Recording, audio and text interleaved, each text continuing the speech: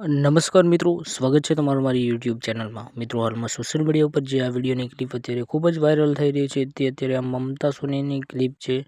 તમે જોઈ શકતા છો સ્ક્રીનની અંદર ત્યાં એક ફિલ્મનું શૂટિંગ ચાલી રહ્યું હતું મમતા સોનીનું। તમે જોઈ શકો સ્ક્રીન પર વિડીયો।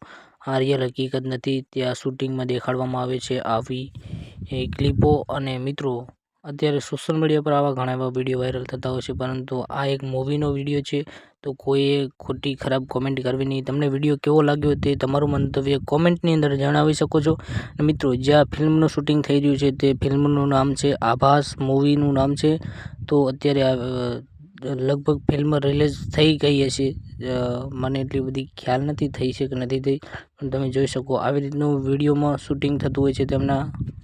તો મિત્રો, ઘણા લોકોની એવી કોમેન્ટ હતી કે મમતા સોની વિક્રમ ઠાકોરના ફિલ્મમાં કેમ આવતા નથી। તો મિત્રો, તેનું રીઝન વિક્રમ ઠાકોરે પહેલાં જણાવ્યું હતું તેમના પોડકાસ્ટની અંદર કે મમતા સોની તેમનું ખુદનું નામ બનાવવા માગે છે અને તેમની ખુદની ફિલ્મોમાં બનાવવા માગે છે, એટલા માટે તેઓ તેમના ફિલ્મોમાં આવતા નથી।